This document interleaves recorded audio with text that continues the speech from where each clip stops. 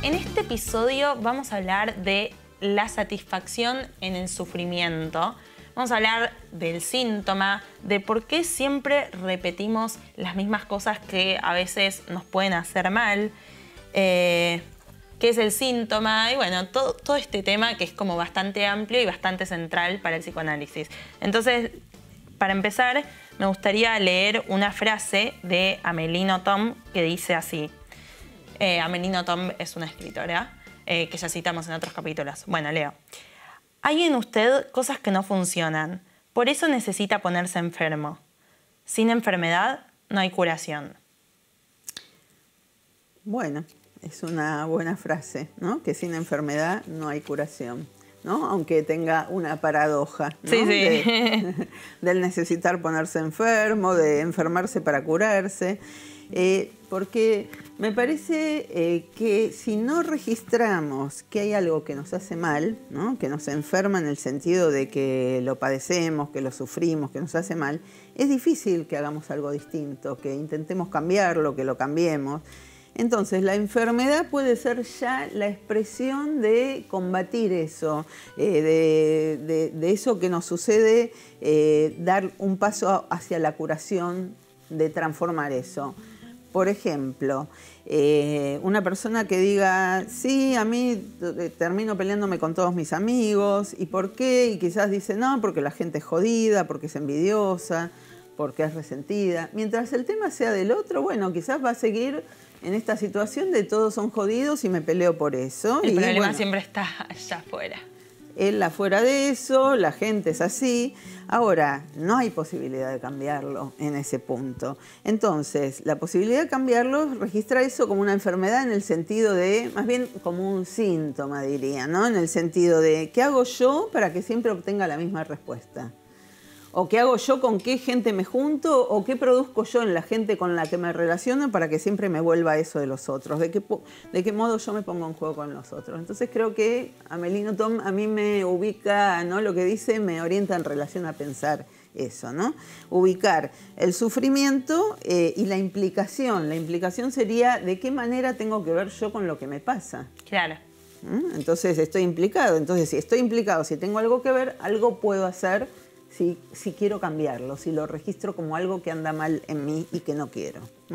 Ok, y bueno, ¿qué es el síntoma? O sea, se escucha mucho la palabra síntoma dentro de la medicina, pero me parece que para el psicoanálisis no es lo mismo, ¿o no? Bueno, el síntoma es un signo de algo que no funciona. De hecho, la fiebre quizás es un síntoma de que hay un proceso en el cuerpo que algo anda mal, que algo no anda, señala algo. Entonces, pero para el psicoanálisis podríamos, bueno, hay muchas definiciones, en principio diría, y en relación a lo que veníamos situando, que el síntoma es cuando uno se percata de que algo le hace mal, percatarse de un malestar.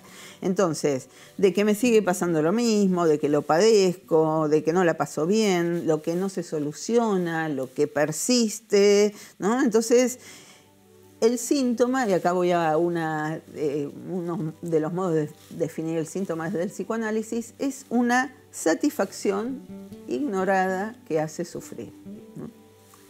En tanto, el síntoma porta una satisfacción rara, anómala. ¿Por qué? Porque lo que decimos que algo se satisface, algo de esto hace sufrir. Uno asocia satisfacción con bienestar y ahí lo desasociamos nosotros. Hay satisfacciones que no dan bienestar. Hay satisfacciones pulsionales, algo se satisface, pero que nos trae sufrimiento, ¿no? Entonces es una satisfacción paradójica. Sí, sí. En la vida humana está la tendencia a algo que es indeseable, algo que nos hace mal, ¿no? Bueno, ¿y por qué es difícil de dejar un síntoma? Porque hay una satisfacción ahí. Sí, me hace pensar como en una situación muy particular que, por ejemplo, en mí, pero sé que pasa con mucha gente, no sé, yo estoy mal por algo y no sé, me pongo a llorar y yo digo, a ver, es como que lo estoy sufriendo, como no me gusta estar llorando y estar mal por algo, pero en algún punto digo como, che, me gusta estar dramatizando, como esa satisfacción ahí que ahí es cuando, después de tanto trabajo, cuando me pude dar cuenta que había una satisfacción y ya me lo tomo hasta incluso con gracia. Sí. Pero hasta que no te das cuenta de esa satisfacción, bueno, la padeces, como decís. Claro, claro, porque bueno, esto que vos decís, esto que te pescás en... ¿Y por qué volver a ese lugar? ¿Y por qué estás haciendo eso? ¿Cuál es el gusto? ¿Qué es lo que no te deja salir de ahí y decir, bueno, me conecto con otra cosa, lo hago distinto? O un paciente que decía, cada vez que voy a un trabajo nuevo, llego tarde. Y se odia después a sí mismo por eso, ¿no? Entonces, lo hace sufrir. ¿Qué se satisface ahí, uno diría? Bueno, hay una satisfacción pulsional en juego y en esto decimos que en el psicoanálisis se lee en el síntoma algo de lo paradojal. ¿Y qué tiene, cómo se relaciona este síntoma con la repetición de que, bueno, siempre vuelvo a hacer lo mismo? Bueno, por un lado digamos que el síntoma es una formación de compromiso, que el síntoma compromete distintas instancias. Freud habló del inconsciente y la conciencia, del yo y el ello, del yo y la defensa, ¿no? Y que implica un trabajo psíquico. La persona lo padece, no se adueña, ¿no? Entonces, lo hace y a veces no puede dejar de hacerlo. Y ahí no cuenta la inteligencia, ¿no? Que alguien le diga, decírselo a sí mismo. Se satisface algo más allá de la persona, ¿no? Entonces, esta satisfacción que no tiene nada que ver con el bien y que es una satisfacción fragmentaria, que decís, pero ¿de dónde me sale esto a mí? ¿No? Claro, que no tiene que ver con un deseo propio tampoco. No, y sí, porque es lo más propio, el síntoma, ¿no? Es muy singular. Pero bueno, no tiene que ver, cuando vos decís no tiene que ver con lo propio, es porque hay algo extraño en eso, algo que no entendemos, algo que decís, yo quiero otra cosa, ¿por qué me pasa esto? Entonces, tomando esto que decís de la repetición, el síntoma es algo que se repite. Entonces, quizás viene una persona al tratamiento y dice, no, yo vengo porque me pasa que me duele la panza cuando voy a un examen. ¿Y cuándo te pasó? ¿Cuándo te pasa? No, ayer, ¿no? Entonces eso no sería un síntoma en el sentido de la repetición. Quizás viene porque siempre antes del examen se pone tan mal que no puede ir a rendirlo. O siempre que va a dar un examen se olvida y tiene aplazos y no puede avanzar en la facultad. Entonces es algo de una repetición, algo que vuelve al mismo lugar y uno dice otra vez en el mismo lugar y sí, otra vez en el mismo lugar. Entonces hay la satisfacción hace que eso se fije en ese lugar, que es la satisfacción de la pulsión, ¿no? Podríamos decir, para el psicoanálisis, la pulsión es la pulsión de muerte, ¿no? La pulsión, algo que lleva, ¿no? A una repetición de algo no deseado, ¿no? Pero que insiste y va hacia ese lugar. Vos dijiste algo antes, el tema de cuando vos te decías a vos misma, ¿te gusta esto? Como que en algún punto digo, bueno, pará un poquito, te gusta dramatizar. Bueno, quizás lo que podemos decir frente a esto es que quizás alguna persona le dice a otra, vos estás mal porque te gusta. Sí, sí, sí. ¿No? Una frase muy escuchada. Una frase muy escuchada. Sufrís porque querés o siempre haces lo mismo como a propósito. Bueno, entonces estas frases tienen... O no cambiás porque no querés. Sí, sí. O amate, ¿no?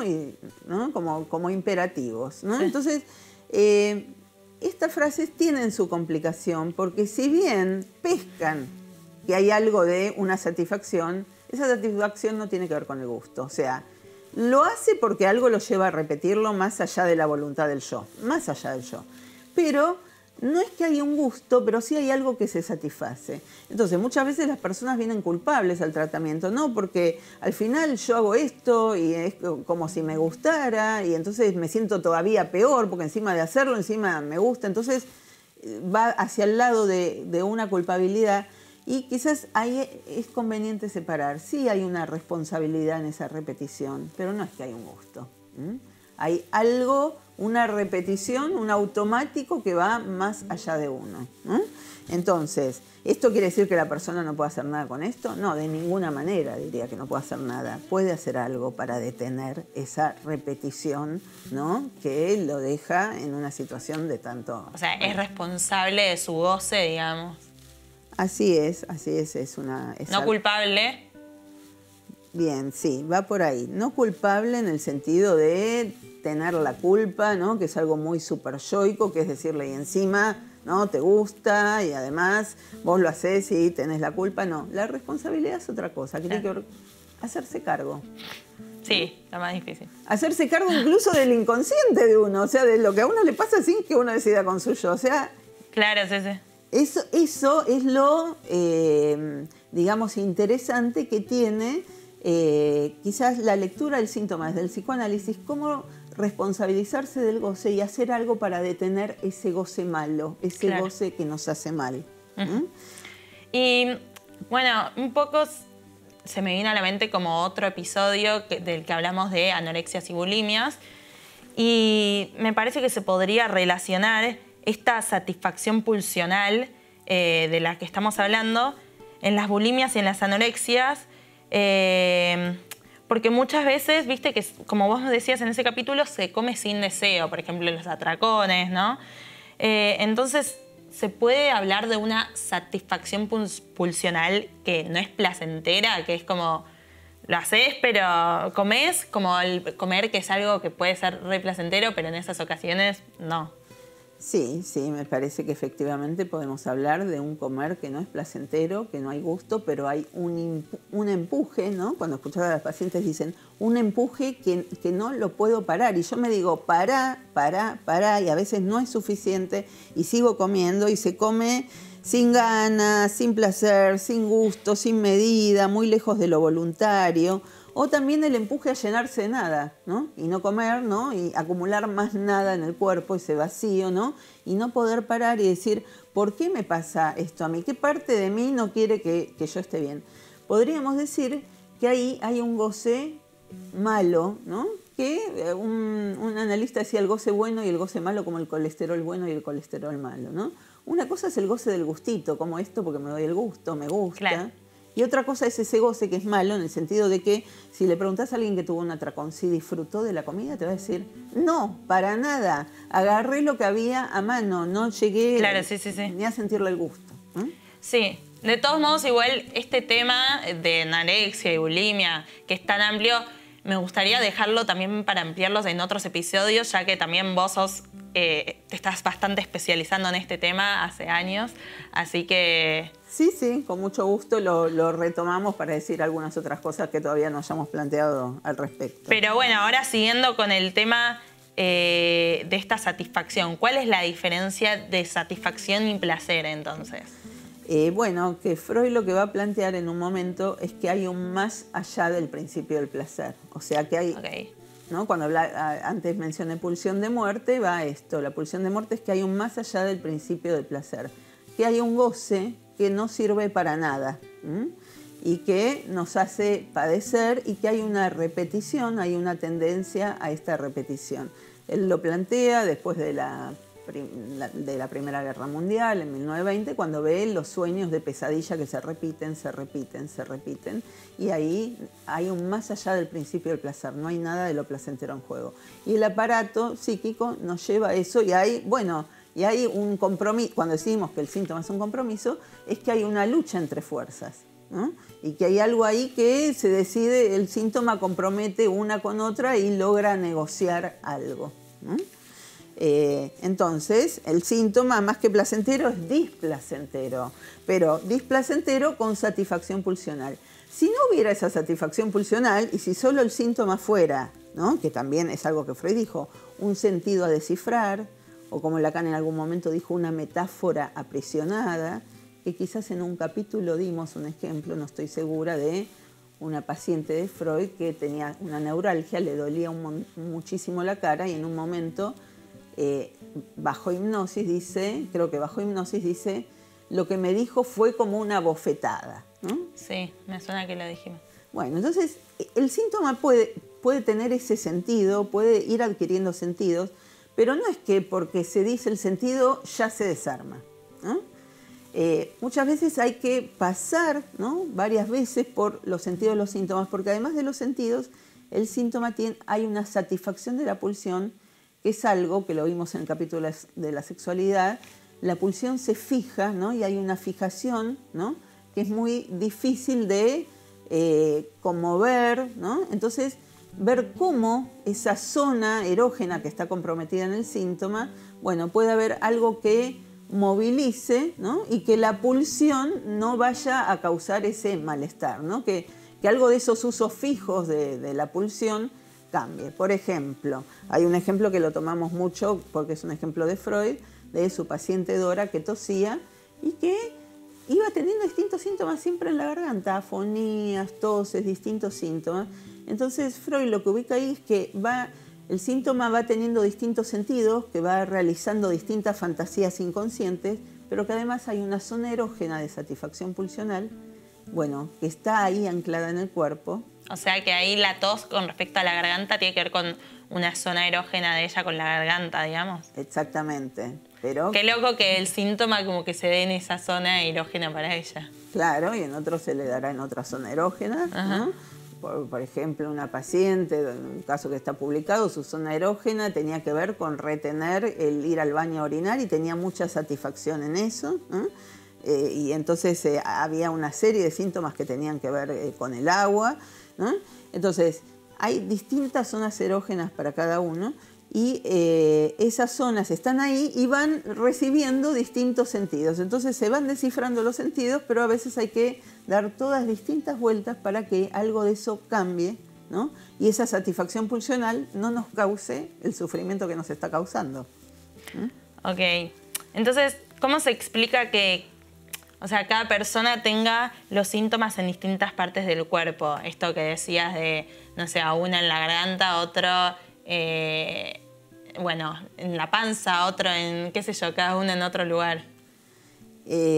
Bueno, se explica desde las fijaciones de la pulsión y que las zonas erógenas, si bien tienen que ver con esos agujeros, esos orificios del cuerpo de intercambio, las zonas erógenas van a estar dadas para cada uno en relación con este cuerpo de palabras, con que dijimos que lo pulsional tiene que ver con el decir, ¿no? Y que el cuerpo queda impregnado de ese decir y que los síntomas tienen que ver con esto.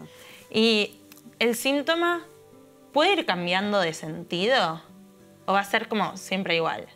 No, puede ir cambiando de sentido. Por ejemplo, una paciente que en un momento de jubilarse ve que todo el mundo se le presenta cerrado y que ya no tiene más nada que hacer. Lo que la va a remitir cuando empieza a hablar es que en su infancia, por tener una enfermedad no muy grave, pero la cuidaban mucho, la sobreprotegían, entonces le decían, esto no podés, a este lugar que va tu hermano tampoco ahí podés ir, tampoco ahí podés ir. Entonces el mundo se le presentaba cerrado y ella lo que hizo cada vez que pudo hacer algo en la vida es decir, bueno, pude encontrar algún agujerito por donde pasar, ¿no? Entonces, ella con la jubilación se le vuelve a presentar el mundo como un paredón, ¿no? Porque ella decía, en mi casa era una pared, todo lo que yo decía rebotaba. Entonces, ¿qué se puede hacer en relación a ese síntoma que fue cambiando de sentido? Que no fue lo mismo en la etapa de la jubilación que en otro momento, ¿no? Le costó tener hijos, ¿no? Y le costó, en relación a jubilarse, pudo encontrar la manera ella de entrar a algo que no pudo en su vida, no tuvo tiempo, que es estudiar algo que le encantaba, que era muy difícil conseguir vacante, pero pudo encontrar el lugar porque ella pudo hacerse un agujerito. Con lo cual es transformar algo de lo que se sufre en algo distinto, no que siempre vuelva a aparecer ese paredón. Ahí sería como que el síntoma cambió de sentido. Cambió de sentido, pero que con eso sintomático también se puede hacer algo que no sea sufriente, ¿no? Claro, o sea, un síntoma no siempre es sufriente. Digamos, hay una transformación de un síntoma, ¿no? Que tiene que ver con un trabajo analítico que puede hacer que ya de eso no se sufra, ¿no? Que se pueda hacer un uso de eso distinto. Ella saber cómo encontrar el agujerito. Y eso le permitía, ¿no? Claro, sí. Hacer algo con eso. ¿Y cómo sabes desde qué momento algo es un síntoma? ¿Cuál es el límite que decís esto es un síntoma o no lo es? ¿Y cuándo deja de serlo también? Mucho tiene que ver con lo subjetivo en relación a cómo ese sujeto repara en que eso le molesta o no le molesta. Puede decir una persona, bueno, me va mal en los exámenes, ¿no? Esta persona que dice, bueno, pero es así, a todos les va mal, es una facultad muy difícil. Que eso se transforme en sintomático implica preguntarse, bueno, pero me va mal por esto, por lo otro, porque siempre me agarra una laguna, porque, ¿no? Entonces ahí ya pasa a ver, bueno, un compromiso, una implicación en el síntoma que permite trabajarlo. Claro. ¿No? Y cada uno un poco ve hasta dónde es el trabajo con su síntoma y cuándo logra transformar eso y no tener una vida sufriente en relación a esas marcas y darle otro sentido a esas marcas. Y en este punto quizás me interesa agregar, porque muchas veces cuando se va esto, por ejemplo, esta persona que decía la del paredón, es muy fácil caer en, bueno, la culpa la tienen los padres, que la criaron mal. Sí, de vuelta al tema de la responsabilidad. Exacto, y hay pacientes que incluso se sienten culpables de culpar a sus padres, o sea. Entonces, no va por ahí la cosa. Cuando hablamos de sus padres, no hablamos de sus padres objetivamente, hablamos de lo que la marcó de eso, de las marcas que ella misma sin saberlo eligió de eso, y de cómo si hay un paredón, ¿no? Si ella de eso hizo un paredón, ¿cómo también desarmar ese paredón? Claro, sí, sí. Entonces no es hablar mal de los padres, sino que es ubicar las propias marcas, lo que se escuchó del otro, lo que se eligió escuchar, para elegir hacer algo diferente, ¿no? Sí, cuando estábamos preparando el capítulo me dijiste algo así como que Freud decía que el síntoma es un huésped mal recibido. Bueno, así es. Freud dice, es otra de las definiciones que da del síntoma, porque el huésped mal recibido alude a esto de hay que arreglárselas con algo que uno no sabe de dónde salió, pero está en uno. Entonces Freud da una metáfora que me gustaría tomarla de... Freud la da, pero es una misma que toma Amelino Tom en uno de sus De vuelta libros. Amelino Tom. Sí, es una Siempre escritora que a mí me gusta mucho y hay que darle a los artistas la delantera en cosas que dicen para después pensarla.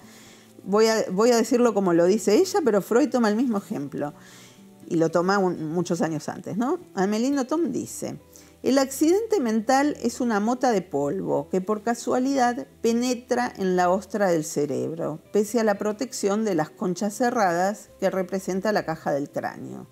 De repente, la tierna materia que habita en el corazón del cráneo se ve perturbada, se siente asustada, amenazada por ese cuerpo extraño que acaba de colarse en su interior. La ostra, que vegetaba pacíficamente, activa la alarma e intenta defenderse. Inventa una sustancia maravillosa, el nácar. Envuelve la partícula intrusa para incorporarla y así crear la perla. Me parece que es una metáfora preciosa, que Freud también la toma, que es eso de lo que viene a perturbar, ¿no? ¿Qué hacer con eso? Y hacer con eso puede ser una invención maravillosa. Entonces, que hay algo, sí, que es inconciliable, que es traumático, no porque haya sido algo terrible como una guerra, quizás porque fue una palabra que nos marcó, ¿no? Sí, para alguien en particular fue traumático algo. Por ejemplo, esta chica vino a hacernos felices, ¿no? Porque la familia había pasado por duelos, entonces puede ser traumático para alguien. Claro. Trauma en el sentido de, frente al agujero, ¿no? de la significación de la vida, da una marca, ir a ser felices. Y quizás durante mucho tiempo hace felices a los demás y se da cuenta que cuando ella está aporta sonrisas, la gente se divierte, y llega un momento de su vida que quizás eso le es sintomático. Dice, pero yo hago felices a los demás, ¿y cuándo voy a pensar en mí? O, ¿por qué me tengo que preocupar tanto por el otro? O me doy cuenta que hice una carrera para hacer feliz a mi mamá. Entonces, eso, ¿no? Que son marcas del trauma en el sentido, no de lo traumático como un episodio, una guerra, un derrumbe, ¿no? Sino de lo que va marcando frente al agujero, ¿no? En otro capítulo hablamos de una palabra que inventó Lacan, que juntaba traumatismo con agujero. Hay un agujero, como se rellena, cada uno le da un sentido. Bueno, esos sentidos pueden volverse sufrientes, ¿eh? Entonces, es sintomático para ella en el punto donde algo le hace decir, bueno, no quiero más esto, hacer feliz al otro, porque a mí yo no estoy siendo feliz con esto. ¿Qué rol juega la represión en los síntomas? Bueno, los síntomas, Freud habló tempranamente de la represión como un mecanismo de defensa en relación a que hay un saber no sabido. Un síntoma nos hace enterarnos de algo que no queremos enterarnos, ¿no? Por ejemplo, esto de, bueno, llego tarde cada vez que tengo que ir a un nuevo trabajo, cosas que disrumpen con lo que nosotros decimos que queremos. Claro. Entonces nos hacen preguntar, ¿pero sí, cómo? Esa satisfacción paradojal de la que hablamos. Claro, que nos divide. ¿Por qué? Porque el yo quiero una cosa y de ahí nos viene de nosotros mismos otra cosa, ¿no? Cuando nos percatamos de esto, podemos decidir tratar de hacer algo, ver de qué se trata, hacer una pregunta de eso que está reprimido, porque el síntoma retorna como nos muestra algo de nosotros que no sabemos y que no queremos saber. Bueno, poder enterarnos de eso, darle lugar, trabajarlo, ver de qué se trata. ¿Qué es eso contradictorio y paradojal en nosotros mismos. Ok, y entonces, en esto de que siempre es una repetición, es como que, ¿cómo se sale de ese loop de los síntomas que siempre es volver a lo mismo? ¿Cómo se sale de ese loop? ¿Se puede salir y pasar a otra cosa? Bueno, si bien, como decimos, hay frases que nos comandaron, palabras que están que nos marcan mucho, ¿no? El último ejemplo que daba es cuando vos viniste nos hiciste felices, gracias a vos, ¿no? Puede ser una vuelta por lo mismo y que esta persona siga relacionada con esto de alguna manera, la felicidad del otro, pero dándole una vuelta distinta. Entonces diría, no es un loop, siempre se circula por el mismo lugar, sino más bien la figura de la espiral quizás va mejor a esto, ¿no? Porque se vuelve... Me gusta el concepto de espiral. Sí, porque quizás lo que muestra es que se vuelve al lugar, pero desde otro lugar, con lo cual ya hace una diferencia. Otra vuelta.